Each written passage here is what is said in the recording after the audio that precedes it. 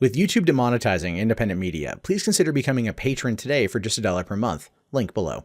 Hey, what's going on, everyone? My name is Matt Jarbo. This is the Mundane Matt channel, and things have been a little bit wild for Chris Hardwick over the course of the past couple days. He was supposed to have his season 2 of his show Talking on AMC. That's been pulled. He's no longer hosting the Walking Dead panel or the Doctor Who panel. He's out at DC. He's not doing that. And since there's no Marvel panel this series, he's not going to be hosting that anyway. So it kind of does look to see like he's going to be going down the same path that maybe Kevin Spacey or other people accused during the Me Too movement have gone down. And that could actually be changing with a little bit of information that just popped out. Now, before we jump into that, I do want to quickly say that one of my friends reached out to me after I was talking about this on Twitter, and she knows Chloe and Chris personally. I've known her since high school. She's very much entrenched in that world, and her take on it was that Chloe was more or less telling the truth, but she was very surprised that she went through with publishing that post. We didn't go into a lot of the nitty-gritty details, but she basically did back up the claims that Chris Hardwick is very controlling, and he's very much that type of mentality that that Chloe had espoused. And now I did say, I think in my last video, that I do believe that that's probably more accurate than not. The fact that you've got Chris Hardwick, a comedian, powerhouse, everything else that he's done, you know, he's going to be controlling in some way. Not agreeing with anything in terms of assault or abuse, but that could be a reason for why things happen the way that they happen and why a volatile relationship happened out of that. Now, speaking of a volatile relationship and the whole situation involving the surreptitious posting of that particular Medium post, because Chloe said herself that she published it quietly. It made the rounds. Well, it made the rounds when her boyfriend, who's another actor, pinned it to his Twitter. And his name is, well, his name is Robert Kaczynski. Now, this article here from the BBC from 2007, so 11 years ago, chronicles that the BBC has suspended this man for being obscene, for bombarding a model with obscene text messages and photographs. The punishment, or it says here that he apologized for any offense that he caused and for bringing the show into disrepute. So look, I'm just saying that's an interesting new take on kind of where things are. Take that for what you will. But what we have here is Chris Hardwick did come out and he issued a response, right, saying he never sexually assaulted her, and the response was met with a lot of pushback, right? It was met with a lot of pushback. People were just like, "How dare you say anything? How dare you use these words?" What you have to know about Chris Hardwick, though, is he married into the Hearst family. His wife is the daughter of Patty Hearst, who is also the granddaughter or great-granddaughter of William Randolph Hearst, who had, you know, the dude who literally created a war in South America in order to sell newspapers. Like that's the dynasty, the media dynasty. So the media dynasty, he'll be fine. If anything, you know, happens to him, he'll end up being okay. But he does say here that he never assaulted her. He told TMZ, "I was heartbroken to read Chloe's post. Our 3-year relationship was not perfect. We were ultimately not a good match and argued, even shouted at one another. But I loved her. I did my best to uplift and support her as a partner and companion in any way. At no point in time did I sexually assault her." And he did say here that while they were together, she cheated on him and he ended their relationship.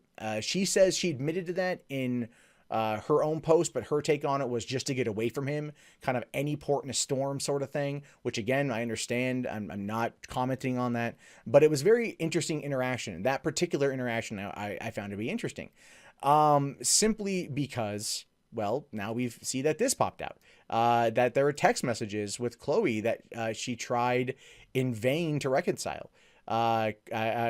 Basically, it looks like Chris Hardwick is playing ball. He's fighting back a little bit here, and he's releasing text messages from Chloe to him, and TMZ got their hands on him.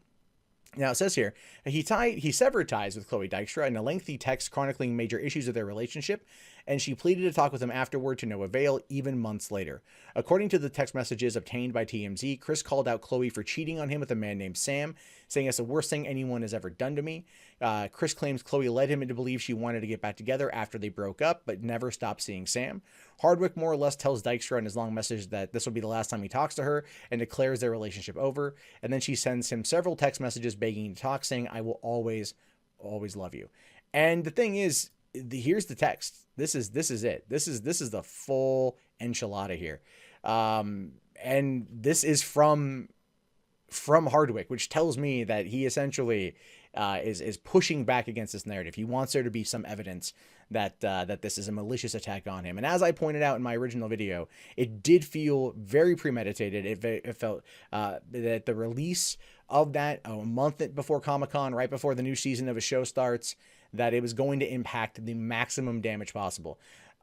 So, I mean, it's, you know, this whole thing is here. And let's just take a look at the first paragraph, right? Now, it says, some things have recently come to my attention, and I believe I have a much more accurate picture about everything that's been going on, particularly with you and Sam. I know you maintain that this separation was about your freedom and finding yourself, which I would be a dickhead to deny you. But it's silly to say that this has nothing to do at all, even though we're technically not together and you have no responsibility to me any longer. It all started while we were together, and its continuation, quite frankly, almost destroyed me. I felt worthless, replaceable, and disrespectful by your choices of a guy that I have to work with. I realized that my emotions are my problem, and now that I've had some time alone and I'm thinking a lot clearly about everything. As such, I'm done with you and all of this, and I'm moving on. No more taking a break. No more maybe we can be together at some point. We're just done. You will now have to have no residual ties to me and should feel comfortable doing whatever you want. This should be good news, as you will now not have to sneak around LOJ and SDCC, nor will you have to pretend that you just ran into each other like at E3. I don't plan on going public with any of this, and just know that I will never speak ill of you on podcast, in stand-up, or on any social media or whatever. My position will be that we simply parted ways, and I wish you the best. It is my hope that you will do the same. Now, this does kind of tie into what she was saying in terms of the, you know, no more like having to sneak around, right? So LOJ, which I'm not too sure what that is, and of course San Diego Comic-Con, acting like they weren't together. Now, that was backed up by my friend who went to go see her in her hotel room, about her not wanting to go out and making Chris angry. Maybe, I have no context as to what may have transpired, but she did confirm that to me. Now, you know, clearly he goes on for a while here, but we didn't need to go through all of that. Now she responds back, and this is July 1st, 2014. Interesting that it's almost 4 years to the day, right? It was 4 years, almost, very close to the day. From when he posted that, saying, please don't, please let me talk, please give me 10 minutes, just give me that. Christopher, okay, I will always love you. You will always be my favorite person. I'm sure I'll always regret this. I'm sure you'll get some broken emails in the next few months. I'll never stop loving you. Goodbye, hot guy. And this, of course, all takes place over the span of just about 13 minutes. These messages back to her. Now, again, I'm not entirely too sure what to make of all of this in terms of, is this the response of a person who is being gaslit into believing that she is, you know, at blame here, at fault for their breaking up? Is he a master manipulator? Who knows? We don't ultimately know, but the way that this is being used is to show that Chris Hardwick has in fact been kind of defamed here, right? She didn't name him specifically in the original Medium post because she didn't want to have that, you know, be sued for defamation. And everyone immediately believed her and everything else. And this is him coming back and saying like, look, you know, these are my reasons for breaking up with you. Here's all the information. And he gave it to TMZ, or somebody leaked it to TMZ. I'm pretty sure somebody there on his team leaked it to TMZ. Probably has a PR person, a crisis person, in order to help him figure out the next best course of action. And this is where we kind of find ourselves. And the thing is, look, none of the situation is good, period. None of it is good. But it's very interesting when you look at the fact that Hardwick lost his AMC show, lost his Comic-Con deals, lost a lot of stuff. Even NBC might pull him on this one, his show over there, because of accusations that he can't fully disprove, but he can provide evidence to suggest that there was not an amicable breakup, that she tried months later to get back with him. She tried desperately to get back with him, and she cheated on him after she admitted she did it. And those things were then left out of her post. So it's a lot of he said and she said. Now, there will be comments on this video and comments, I'm sure, in other places that are going to be like, well, are you defending Chris Hardwick? I don't believe I'm necessarily defending Chris Hardwick. I want to personally know the truth. I like Chris Hardwick. I do. I like what he brings to the table. This dude has built itself an empire, and it's one that I very much respect. And if he has done the things that she is claiming to have done, then I do believe he owes her an apology, and I do believe that there needs to be some form of, you know, I don't want to say amends, but between the two of them. It's none of our business. I don't think he needs to be like flogged publicly as a result of this. But if she's the one making it up and she's the one that is lying in order to defame him, then he has every right to fight back. And who knows where it lies? I mean, we've got her current boyfriend who says he loves her more than anyone else in the world, accused of harassing and pestering a model by sending obscene text messages, getting suspended off of a show 11 years ago, dating this woman, then, being the one to share this particular Medium post that she quietly published by pinning it to his Twitter as if it wasn't going to make the rounds and impact the maximum damage. Now we've got the pushback from Chris Hardwick's side. It feels like a game of football. The ball is now in Chloe Dykstra's court. And what that means is, according to that Medium post, she is going to have to release the audio video that's going to have to back up her claim. But because she recorded that in the state of California, which is a two-party state, he might have her over a barrel on that one, simply because if she does release it, then he could then sue her for illegal wiretapping and things like that. And he would have a very, very, very, very good civil case to back that up. And we'd have to wait and see if that actually happens. Again, I have no freaking idea what's going to go on with this one. It just got a lot more interesting, because normally in these particular situations over the course of the past 9 months or so, or 8 months or 10 months with Me Too, we haven't seen a lot of pushback from people who have been accused. They've just kind of gone away. Where's Aziz Ansari? Where is he? Gone. But Hardwick has a lot more to lose than Aziz does.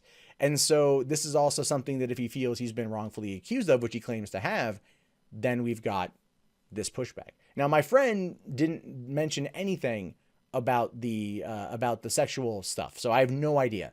But she did reiterate that he is a controlling individual. That much I do believe. But the rest of it, again, it's kind of up in the air now. Now what we're seeing based upon those text messages is what appears to be a vengeful act 4 years later. 4 years later from an ex. Why? What purpose does any of that serve? I don't know. But I'm anxiously waiting for the next information to drop, because it's going to lead to more clarity on the situation as a whole. Right now it is he said, she said, with a little bit of evidence, a little bit of hearsay, and a little bit of speculation. It's going to be an interesting month leading into Comic-Con. I do leave it to you to put your comments below. My name is, of course, Matt Jarbo. This is the Monday Matt channel. If you haven't already, please thumbs up the video, subscribe to the channel, and check back often for more content from me. If you guys want to support the channel, the best way is your Patreon or Teespring, and I'll talk to you guys later. Have yourself a great day, and peace out.